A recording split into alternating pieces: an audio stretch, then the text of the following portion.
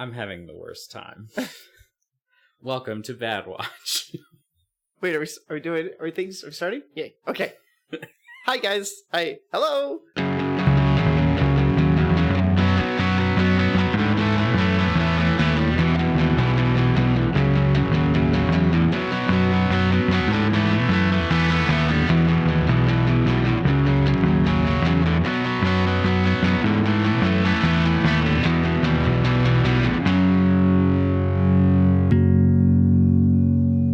Ladies and gentlemen, we're back.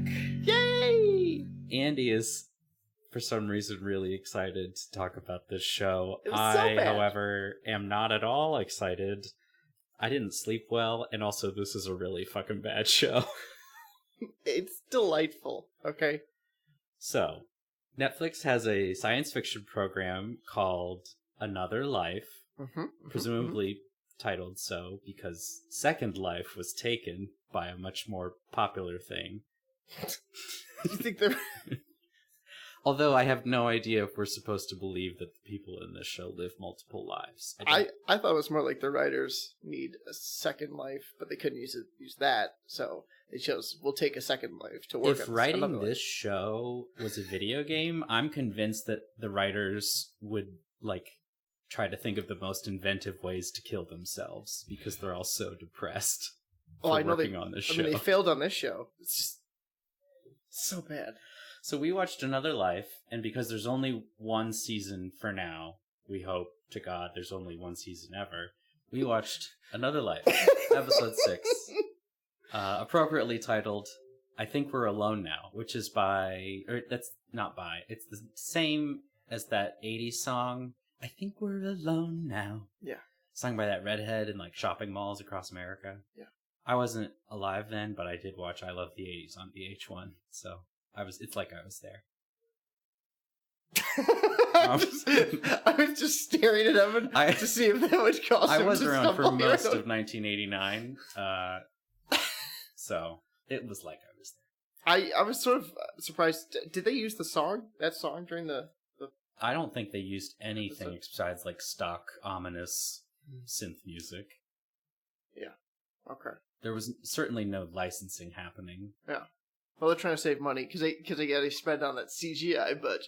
They spent the budget on CGI, and also they had a big pull with Katee Sackhoff, a.k.a. Starbuck, a.k.a. ripped blonde woman, who plays the same character. The female Tom Cruise. I don't know. I feel like that's maybe a slight against Tom Cruise. I mean, he has a couple good movies, but generally he fixes his face's one facial expression. Just... grim anger. He has running. He has the one facial expression, but he has charisma for days, which is why he is a famous movie star. And Katee Sackhoff has a face and hair and muscles, and she's often wearing a tank top, which I guess is her personality. Probably contractually bound. Contractually, this. You did okay in Battlestar Galactica. We're gonna do it again. Do you think the writers demanded that she only wear a tank top in this show, or that's in her contract? Any project she won't consider unless her character's always wearing a tank top. In the research for this, and by that I mean I was just checking the show before we were gonna review this right now. There was a thumbnail of the show, and it was her in a sports bra shooting something. I was like, oh yeah, that's pretty standard. They were trying to... It was very clearly a ripoff, or not maybe not a ripoff. Let's say it was an homage to Ripley from Alien. Alien is an amazing film, and Another Life is a complete waste of everyone's time. We open on Starbuck in a very Earth 2019 looking astronaut suit. Yeah. Mm-hmm. And she's just lost in space. So Evan, we watched this separately, and Evan was texting me stuff about this, and I started watching this, and the first 2 minutes of her, or whatever, 1 minute was her drifting. So I immediately texted him is this a bottle episode? And she's in her suit the entire time. I was mad about that, and then come to the rest of the episode played, and I was I was like, I wish they'd just done her in a suit the entire episode. That, it would have been way harder to screw up. It would not have been any more interesting to watch. Flashbacks and low oxygen warnings and stuff like that. I would have been, all right, it would have tense. Okay. And that's what's annoying is they zoom in on her face in the spacesuit, and she realizes she's all alone in the cold darkness, infinite space. And then they zoom out to show that she's a tiny speck of humanity in broad, infinite space. Mm-hmm. And then they're like, 15 minutes earlier. And I was like, oh, fuck, no. and then we're I guess, in the present. And then it's like, 10 years earlier. And I was like, what the fuck? Immediately jumping around. Like, it's not... It's pretty bad. What was that FBI show we watched or CIA show? Quantico. It's not Quantico levels. It was both madness. FBI and CIA. Yeah. Okay. So okay. It's not Quantico levels of madness yet, but it was like I was like, "Whoa, it's not a strong start, guys." I immediately had Quantico PTSD flashbacks. Yeah. It was so you had a flashback within their flashback. It was bad news bears, man. But the Starbuck lady is captain of a ship called the Salvare, and I don't know what their mission is or save the Earth. What the hell they're doing? But they're in space. Humanity. They're on a big ship. Yeah, they're traveling, and they're like cutting to like introduce some of the crews. So you see them, yes. And in what appears to be various states of undress, but actually is their different outfits. They all okay. Andy and I are in Chicago, and so many of the crew members, I guess. Exclusively the female crew members, yes. To be fair, looked like they were dressed for brunch in Wicker Park. Like they're gonna go to that Hawaiian brunch place where I got it says that midriff bear rosé all day in neon on an AstroTurf wall, and everyone takes Instagram photos in front of it. That's what these women were dressed like. Ridiculous. There's the badass woman with the short haircut and the cool red leather jacket. There's the cute brunette who's supposed to be like the girl next door, and she's talking with one of the male mechanics. He's like, I think you want to do this. And she says, I think I know what I want. And she looks at him meaningfully. My immediate reaction to this stuff was like, all right, so someone didn't take the psych test when they decided to send people into someone space. Either had a friend take the psych test for them, or you're stable. Can you do this? Or they're like, the Salvare's doomed. Let's put all the wackos on there. Let's send them out into Deep Space Nine and just fuck off. Oh my god! So there's all these characters, and there's also a man named Sasha, which was confusing, and I think there's also trans. There's woman? a they. I was never clear. Did they use a pronoun? I don't remember. No, that's how I thought of them. The doctor on the ship. Yeah, it was their gender was very unclear. Which honestly, I thought they did a very nice job of that because it was. They just didn't talk about it. At least in episode 6, it was not remarked on at all. It was just. This is episode 6. So they probably addressed it at some point, but yes, it's fine. It was probably done very poorly, but the doctor is very. I wasn't even unclear if the actor was. How they. What their gender identification was, but yeah. Then there's a man named Sasha. He identifies as male. I'm assuming assigned male at birth. Do we need to do this on everyone? No, but okay. I want to talk about Sasha because he is. Wait, was he the good-looking guy? He was the handsome blonde guy. All the ladies want to have brunch with. God, that whole thing after they so shack angry. up. That's why they're all dressed like this. They all want to go with Sasha. Yeah. He's literally swabbing the decks, and then. Which weren't even dirty. And also he seemed like kind of high ranking. Like, why is he swabbing the deck? Yeah, and actually, did they give him like a title? Did they mention a title for him at all the entire time? Sasha. Yeah, okay, I didn't think so. First Lieutenant Sasha. I didn't think he had like biologist or something. I didn't say anything like that. I don't remember it. What's it, bosun? He's the Bosasha. He's the Bosasha. Bosasha. Fee Fi Bosasha. First Bosasha. He's swabbing the deck, and a doppelganger, you were given the impression it was Sasha from the future, also in a cool red leather jacket. So I'm thinking that later, prediction time, he kills the woman wearing the cool red leather jacket. And then he becomes president? He wears face like skin? I don't know. I'm a little darker, I guess. The deck. The red leather Sasha is talking to crazy Sasha, who's hallucinating or something. He says, I learned hard work in deep space, and that's how I became president, or something. And then Sasha in present time says, stop! And he's like yelling at himself. Yes. From the future. And everyone's But it's not a different timeline. Everyone's like, what happened to First Mate Bosasha? And then he... Wait, it was in amongst the crew members. They saw that madness. Yeah, they're like, well, our Bosasha is swabbing the decks and screaming to himself. As long as he keeps shit clean, I don't care. Everything checks out. No one actually, remarks on it. Like, everyone's like, it's like, all right, whatever. It's never, This whole thing is like an insane subplot that's going on, and it makes me so furious that it's like so obviously ridiculous. It's... Yes.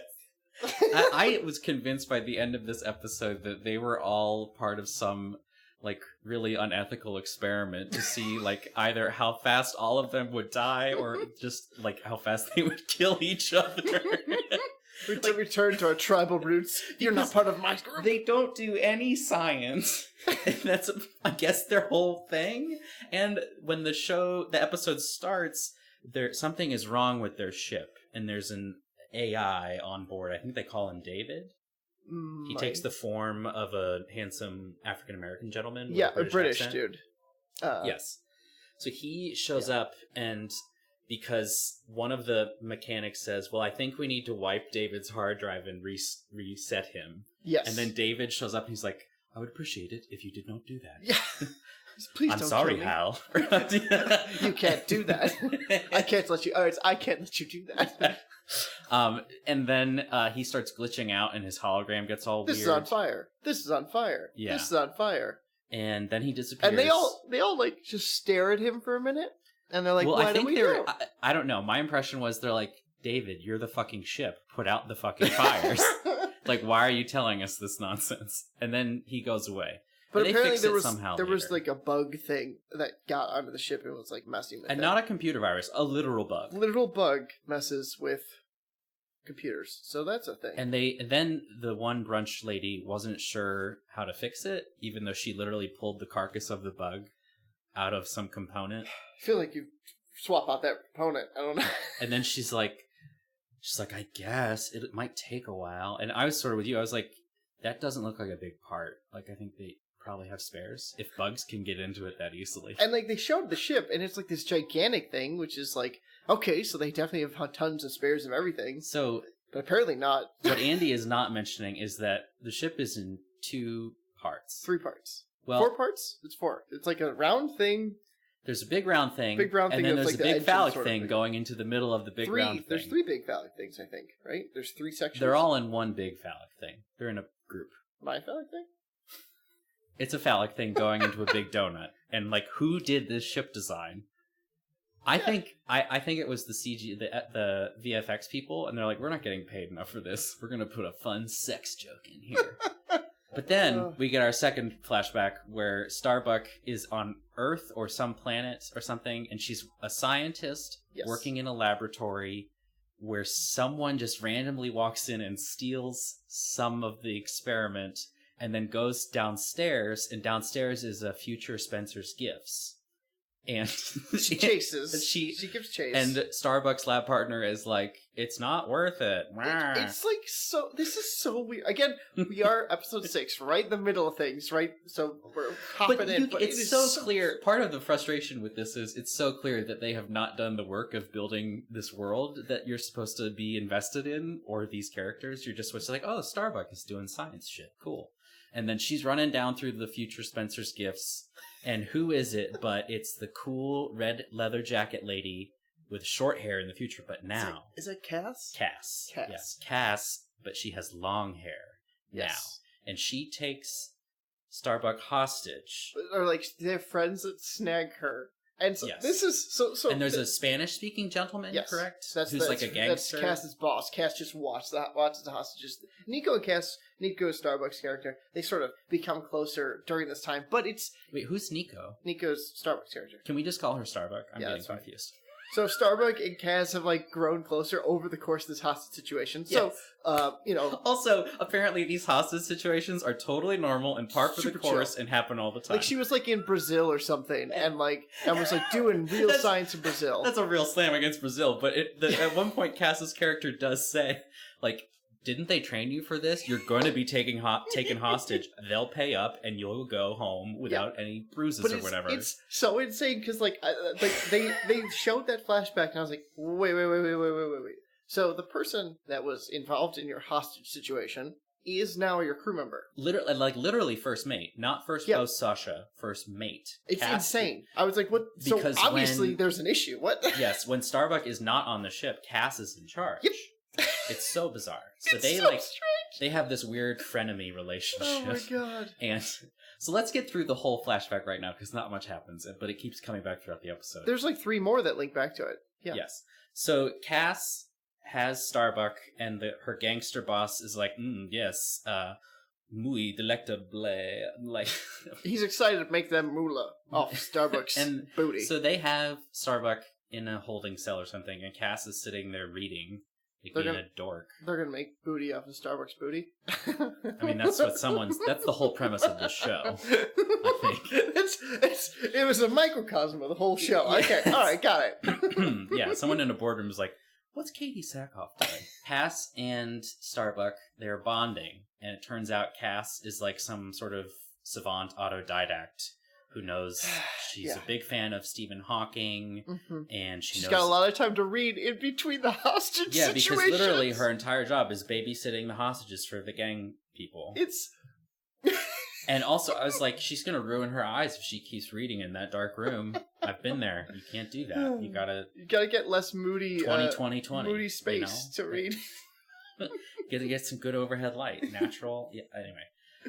They bond, and Starbuck is like, you should apply to the academy. And Cass is like, what, you think you're going to come in here like the cool substitute teacher who sits backwards on the chair and talks about how Shakespeare was a rapper? Oh my God. Because I'm a hood rat kid doing hood rat shit with my hood rat friends. Because I'm tough. But apparently Cass does exactly that and eventually joins the space program where the uniform stuff is really lax because she can wear her cool red leather jacket. Yeah, or they went up in space and they were like, fuck all the uniforms. I do not care. I'm against ranks. Let's brunch it up, bitches. You know, the only reason you survive in space is because you have these very strict regulations, because space tries to kill you all opportunities. Space's whole goal is to destroy your existence. So you have to work really hard and follow all the rules to make no mistakes, and it's like, no, bro, we're going to let things slide around here. And in the future, so Cass cuts off all of her hair and has a cool, edgy buzz cut, whereas Starbuck goes from blonde ponytail to short blonde bob, and I think maybe has more muscles. She got out of the lab and into the gym, folks. She was like, I no one steal my science again. Something like that. I don't know how she got from scientist to astronaut, but apparently she's already an astronaut when she's a scientist, because when they take her hostage, they realize she was on some ship called Pilgrim. Something famous. Either famous or infamous and worth more, and the gangster's very excited. Yeah. Back on the ship, there's brunch ladies. We do just need to mention, I don't remember the character's name, but there's a dude who's in the background in every scene, it feels like, hobbling around on crutches. The Latinx character. But I don't think anyone even said his name. I don't remember. No, he does not have a name. He's on crutches. He's hurt, obviously, from something that went on. Did he have his crutches? Maybe this is the case of the glasses boy in Rim of the World. Did he have his crutches the entire show? I didn't pay enough attention. He was in the background. He was never the focus of anything. You did see him in the background throughout the entire show, but it's only at the very end you realize that he's been unable to walk the entire time. You know, I think he did have something on his foot at least the entire time. He had maybe a boot. You'd think they would just like let him go in the low gravity area or something, but they don't have that in the ship. You'd think that in a science fiction show they would have some sort of area like that in a ship of this size. Anyways, he does nothing the entire show except to distract the Doctor in one crucial scene, but he does nothing, and I don't think he even says. I don't think he even has a line. Even then, he does not say a word. I feel like he might have said like, "All right." He just looks at the camera and says, "I have my." Or he just looks at the camera and you read in his eyes, "I can't walk." And I think they're like like they were doing reviews and testing on this show, and like he does not test well with the audience, so they're just like, just give him nothing. He's part of the crew, but let's cut him out as much as possible. He's Jimmy's cousin. He put a bunch of money into he's EP for the show. Put him in, but you don't have to give him any lines. You know what he looks like? He looks like a young, slimmed down Hurley from Lost. I didn't watch Lost. Well, the listeners don't know what I'm talking about. I was gonna say Mario from Super Mario Brothers. Okay, I was gonna try and not be racist for at least one episode. That's Italian versus he's actually Latino, so it's not quite racist. He didn't even have a mustache. It was a full beard. And he never said, "It's a me, Mario." I'm saying his general body shape. I didn't save any cool princesses. There was or have a taller, slimmer, older brother. You know, we don't know how many pipes there are in the ship. He could be the plumber. You don't know. We also don't know if his last name is the same as his first name, because Mario of Super Mario Brothers is Mario, and his brother Luigi is Luigi Mario. Hence the name Mario Brothers. We also don't know his name. He could be. You don't actually. So you know nothing, Jon Snow. So Mario can't walk.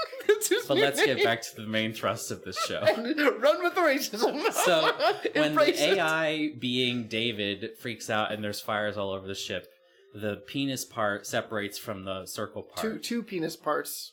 They're like three parts. So it like launches them away from the ship to save them or to save the rest of the ship. It's some sort of protocol to destroy the ship in 30 minutes. It's a shitty device to create tension. Yeah, it creates tension for no reason. Because it doesn't make any sense. Because it's solved by 3 minutes of work on Starbuck's part. And so then it's so dumb. So in one of the phallic pieces, Starbuck is piloting it, and well, no, she's on the main ship, I think, driving to them. That was my understanding. Well, it doesn't make any sense because the CGI is really bad, and they sort of cut between views, and so they cut between close-ups of Cass's face, who is on one of the ships, yes, one of the sex pieces, and then they cut and close-ups of Starbuck in a cockpit of one of the other sex pieces, and you're not given any sense of where they are in relation to each other. It's very much like everyone's first time. It's kind of confusing, and no one really knows what's going on, and it is out in the dark. People cry a little bit when it's all said and done. But so anyway, oh my god, we're getting distracted. And it was very quick. It was super quick. That's the thing. So it's like this tense emergency. The ship is separated because it was going to like an emergency thing, and they need to rejoin. And it's like, oh no! And then Starbuck's like, I'll fly. And then she gets in the cockpit, and then she's got her Tom Cruise face on, and she flies by not doing anything. She just like jiggles hits a the joystick. gas. She jiggles a joystick, yeah, and then slightly. She is on like a closed link with Cass, and she says, "Are we going to talk about what happened?" And Cass is like, ugh, because. And I'm like, no, because you're doing important work in the penis ship. You gotta. If you overshoot this, that's huge amounts of fuel wasted. What do you mean you're going to talk about your relationship right now? And so then, like, apparently something happened in one of the previous episodes where Starbuck and Cass were on a moon somewhere, both stoned out of their gourds. And they were apparently saying all this shit where Cass was saying how, like, Starbuck is just a sociopath with no empathy. Yeah. And I guess Starbuck said that Cass has a cool leather jacket. They hurt each other's fifis to some degree. Because her leather jacket is awesome, not cool. They said nasty things to each other, which I guess all of them had some sort of kernel of truth, is what we're supposed to get from this scene. Yeah. But they said it when they were really stoned, according to Starbuck. In vino veritas. So they bonded? Yeah. It was very strange. I mean, what's the syndrome you get when you're Stockholm? Yeah. So post Stockholm syndrome, they bonded further. It's really they had all of their Stockholm syndrome happened after the captivity, which is a weird twist on Stockholm syndrome. Well, they did actually. They just doubled up on the Stockholm. Sure. Okay, so she took her. Starbuck took her emotionally hostage. At one point, Starbuck goes up to Cass and is like, "Why can't I quit you?" I wish. God, that would have been amazing, right? Oh, that's such a better movie. I haven't seen it, but I still prefer it to this. It's very good. You should watch it. It's supposed to be great. Yeah. Good. Watch Junior. Brokeback Mountain. Gay cowboys. Yay. Now, they put the penis ship in the donut ship, but one of the magnets or whatever that's supposed to connect the two, it like won't work. Oh, another fake brunch moment. women is like flipping a switch on a wall, and the light won't turn green. And they flip it. So then it's not working. Oh, maybe just keep going. So then, totally undermining the tension of the scene, you see Starbuck get in the spacesuit. So she's just going to do a spacewalk by herself, no problem. She's doing a solo spacewalk. Yep. She gets in the spacesuit and she's on the side of the ship fixing the dumb magnet or whatever, and then all of a sudden she's thrown from the side of the vessel. What happened that caused that something was moving? Nothing happened. I think she shoved off the edge of the ship because something happened that made it move. She's a drama queen. I almost said drama bitch. A drama queen is the term. I sort of like drama bitch though. She's a drama bitch. She's like, oh my god, I'm drifting in space. Something happened. I don't remember what, but something happened. It's very unclear though because she's in space where there's no gravity and there's clearly a force pulling her away from the ship, which is either the producers or bad writing. There's something happens. I promise. I don't remember what because it's Andy, not memorable. Don't defend any part of this. I am helping this show to the top. We're bringing this. She has a dumb umbilical cord connected to the ship, but that breaks too. Because she's a drama why bitch. Would you build it to hold the tensile strength of anything? And then she's floating in space, and she then sees their like drive a blue... is kicking in. Their drive, their jump drive, their or warp drive, and it like thing. It's a blue shield, purplish thing, like energy field that's tears her cable, then they teleport away and she's left alone. And that's now we've caught up to. And then she's like, fuck. Yeah. It's like, okay. All right. And then they're on the ship. Meanwhile, on the ship. Yeah. They're trying to figure out how to get back from the jump. As she's fallen off, she noticed that there was damage to the ship as well. So then she has the charming flashback we related earlier. Yeah, and she tries to relay that to them, but there's radio distortion, so they don't care. Yeah, because they're light years away. Well, that was before they left. She's like, hey guys, did you see the damage to the ship? And it's like... yeah. And they're like, what? What? Starbuck, what? Going into light speed. They go into light speed, and they're like, uh-oh, we left behind our captain. And I was really hoping there would sort of be a question of, did Cass do this on purpose so she could take command of the ship? And that's such a rich vein that it goes unexplored. Because there's already tension between those two characters that everyone knows about. Attempted tension. And, the stoned tension. It's about as tense as it gets in this show. It's like, so you said mean things about me. Now I'm gonna kill you. As tense as it gets in this show is when you're stoned out of your gourd and you're out of Ben and Jerry's. That's like, and you're like, oh fuck. And then you're like, oh wait, there's GoPuff. Yeah. This episode brought to you by GoPuff. When one of the main characters died, I guess she probably wasn't main. She was a side character. When one of the side characters dies, one of the brunch ladies. The midriff girl. When she dies, it's very much not a tense moment. It's just sort of stupid, and I knew it was coming. So yes, she's going to die like 5 minutes before it happens. Mm-hmm. So Starbuck's floating in space. Cass did not mean to leave her there. Yep. Apparently, they managed to go back and get her, and somehow Starbuck messes with her oxygen to like. She makes a cut in her suit flare. And then ignites it, and they see it because a burst of fire. Gas is very flammable. Yeah, and oxygen is very flammable. Yeah, so then they pick her up. She's all better in a matter of minutes or so. No problem. Then epoxy ain't no thing. And then the ship is failing again. I think David comes back. He's like, I am not a human. And then they were like, so then she's like, guys, did you take care of the damage? And like, what damage? And that's when they go. They're like, we were trying to find you. That's when midriff girl, like, so the other part of this ship is gargantuan. You need to understand it because there's 8 people on the ship and there's 100 miles of corridors. It's truly absurd. Yes, it is so amazing. The scale of the ship in comparison to the humans on board is ridiculous. There are, I love space, I love science stuff. There are designs of ships, the theoretical designs, where they would have really long corridors because you put like a water shield or something up front. They didn't do any of that stuff. Or you need a ship of that size to get the energy necessary to move through space. To have the fuel, storage, but that's like, they have huge corridors, and there's like nothing. There's a ton of empty space in the ship. We're in the corridor section of this episode, and they're like, run, go solve this problem. They're doing all these different camera angles in what is clearly one long hallway. It might be 2 because she turns a lot. as Cass. So midriff girl's running to shut off the exotic matter creation reactor, and exotic matter is leaking everywhere. Like whatever. it's creating exotic matter. Like okay, whatever. But so she's got to solve a problem, and they're like, "There's a panel." And so she finds the panel. She goes, "I found the panel." And she steps to the side. No, hold on. I gotta set this up perfectly, Evan. So she finds the panel, and there's a big red button, and they're like, "Hit the button!" And she looks at the button. This button, and then Annie's doing an amazing job, guys. This is exactly how it goes. And then it cuts back to them, like, "Yeah, that button." And then you cut back to her, and she's like, "Okay." And so instead of just fucking hitting the button, there's all this like dialogue and like tension. Oh no, hit the button! And then something behind her explodes, and a piece of metal hits the button and kills it, so she can't hit the button anymore. Oh my god! And it's so funny too, because like instead of also it's CGI damage to the button, so it looks crappy, and it's like that's very clearly just CGI shrapnel damage.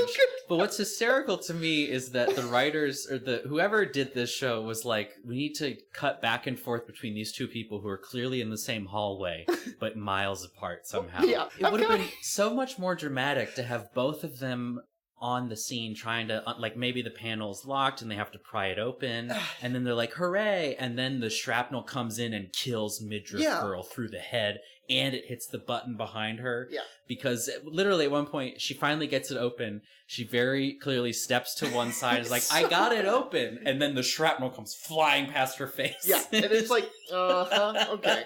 So they're like, just move to the side and we'll just CGI the effect in, and it was like, really bad. And then so then they're like, okay, well, and she's like, well, what do I do, guys? You only have like 30 seconds now before the end of the ship. And her leather jacket are still on like the penis part. And something. they're on floor 42. Yeah. And she's just like, I'm on G. Floor 42, Lido Deck B. Yeah. I have to go past the women's department to get to you. I'll be down in a minute. So she's still running. So she's like, all right, so guys, I'm going to do this. What do I need to do? Do a manual thing. And they're like, you have to go in the reactor and pull the plugs, but don't do it. I'll be right there. And so, which is like, what are you going to do differently? And midriff woman is like, we're out of time. It's my hero moment. Yeah. So she opens the door. She opens the door, and there's like this weird reactor thing making what they call exotic matter. Yeah. And that's somehow fueling the ship. Yeah, which is, I mean, sure, whatever. And it's this, it's science whatever. Thing. It's dumb my favorite part stuff. is it's like 15 feet. There's 15 feet of empty space. The ship. No, it's in the ship's chapel room. It's ridiculous. It looks like a space church. Like she could have put a row of pews in there. Actually, that's why all that space is in there. They are going to make a shrine there for her afterwards. That's the future. The only thing it's missing is some stained glass. Well, it's got all the pretty lights from the energy thing on the ceiling, so it's good. It has future stained glass. But it's this little weird, like, oven-looking thing with looks like minion headlamps on it. Yep. And it has these hoses coming out of, and midriff girl runs up, and she's like, I just need to remove one hose and then get out before the exotic matter kills me, because it's going to rip me apart at the molecular level. And then she looks at the camera and says, exposition dump. And she pulls out one of the hoses and like, it's not enough. The failsafe didn't work. She has to pull out 4 fucking hoses. Meanwhile, each time she does, she's like, Cass as is the still energy 20 miles away, running the marathon of her life to get to the Cass. Actually, they don't show it, but after this episode, Cass dies of exhaustion after arriving Cass there. is like the first person to ever run a marathon. She reaches the end and it's like, fuck, and just keels over dead. Don't run marathons. I think it's a bad idea for your body. But you do you. Seems like a pretty solidly bad move. It seems like a poor decision in so many ways. Midriff girl is like, do I have my hero moment? And literally, like, there's actually, credit where credit is due, there were some cool practical effects for her death. I liked, they like gave her, like, there was a bunch of makeup stuff they did for her. I was generally like, stuff this is pretty cool. Yeah. And then they ruin it by giving her a CGI face where, like, the blood is coming up from underneath. Yeah. It looked so cool before that, and I guess this exotic matter, like, liquefies people. I mean, they were doing radiation damage, basically, which does horrifying things to your body, and CGIing it is going to look crappy, so I sort of... they should have just resigned They should have themselves. just said, like, oh, she died before everything deteriorated. Yeah, because they were doing so good with the Don't practical do a crappy CGI effects. thing where everyone has to, like, work around that. It's just... 30 days later, Starbuck makes it up to the chapel, and Cass is still there, mourning the pool of blood that was midriff brunch girl. Doesn't she totally disappear? Yeah, she's just a puddle. Yeah, she's literally a flesh puddle on the floor. Oh, man. And then Starbuck is like, well, she saved the day. And I guess at one point, Midriff Girl is like, make sure Sasha knows. Don't take credit for my hero move. And Cass is like, I won't take credit. Oh my god. And meanwhile, so Starbuck is like, we have to wake him up. And it's like some dude in cryo freeze or cryostasis or in hypersleep. Fully don't remember It's this. the very end of the episode. You might have checked out. So Andy had to watch this over 2 separate evenings. Oh, it was too bad. It was because too he much. is weak. I watched it in one 42-minute marathon session. It was so long. It's so bad. Awful. But they're getting some guy out of cryo sleep, and the AI guy, David, is like, once we wake him up, there's no going back. And Starbuck is like, I know. I'm Tom Cruise, bitch. and No, Tom Cruise doesn't say anything when he's in that mode. He just looks. That's and then all he does. Then he's that sprint with the stiff arms. Uh-huh. So meanwhile, Sasha is still getting visits from his future president. Yeah, I was gonna say we gotta return to. We gotta go back to Sasha because at one point I don't remember. It's not future. It's his alter ego. At least I thought he was bipolar. He clearly says, and that's how I became president. Don't remember that. He says that. Okay. When he's swabbing the decks. I watched it in one sitting. You were skipping out. This is alter ego. I don't want to be fucking president. Sounds like a bad job, frankly. But Sasha's on his way. And so he goes to the doctor and gets a brain scan. The doctor apparently never looks at said brain scan. Blew my mind. I would say, though, when Sasha initially goes to the doctor, Sasha says, I feel like I'm having these out-of-body experiences. The doctor actually gives a very good explanation of dissociation, where the doctor's like, that's our response to trauma, where if something is too difficult or too intense, we sort of separate ourselves from it and observe it from the outside. And Sasha is like, I think that's what's going on. So they take a brain scan. Yep. The doctor does not look at said brain scan. Which is not what, like, if you're going to explain something to a patient, you need to look at it beforehand. So in this instance, doctor doesn't do that. Doctor's like, I got the results of your brain scan. Let me help this gentleman who can't walk. But he has been crutching around. I'm going to get him to his physical therapy appointment. It's just down the hall. Yeah, in this giant, because they have so much space that the med lab thing is separate from the PT lab / swimming pool they're going to work on his toe bones. I love the idea that there's a physical therapist we haven't met. He's just totally over. He's like, God, fuck you. I don't care if you can walk again. Get out of here. Everyone comes in and they've just got such a lot of tension in the upper neck area. I just gotta work on everyone here. It's crazy. It's like, I'm not a fucking masseuse. I'm a physical therapist. Oh, man. So he doctor walks out, yep. non-walker boy, and who's Sasha, now like limping, walking. And now Sasha has clearly been taken over by Dark Sasha. President Dark Sasha. And he goes to the computer and he pulls up his own brain scan, and there's like some sort of spider thing really crappy, perched on top of his brain. It looks like 90s video game bullshit. It looks terrible. And so Dark Sasha sees this up in his and brain. deletes the file because... And that's not going to be suspicious to the doctor at all. It's not as if the doctor has to log in to access patient files. It's not as if he'll notice the file is missing. Because, that thing I talked about. Like, I mean, I would be... If there's 8 people, I don't have a lot of people to take care of. If someone says I need a brain scan, I'm going to check that shit out. Check it out. Yeah. But Dark Sasha, he wants to be president. He's like, we don't have time for this nonsense. I got to bury these skeletons deep in the closet. And then... the episode mercifully ends. Oh god, it's so long. And time for predictions. So I think that when Starbuck was on the one sex part and Cass and others were on the other sex part, was sort of foreshadowing for when the crew splits into factions. And on one side, it's Cass and everyone else. And on the other side, it's Starbuck. And maybe David. Sasha, who's unhappy about being on the side. Starbuck and President Sasha and the AI David.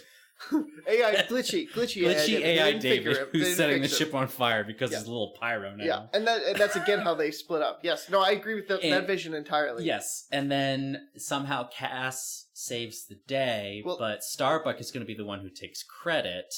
But that's because Sasha's going to turn into an alien type creature. That's when they're going to have the scene with her in her sports bra shooting Sasha and his bug babies, and then Cass is gonna take credit and save the day.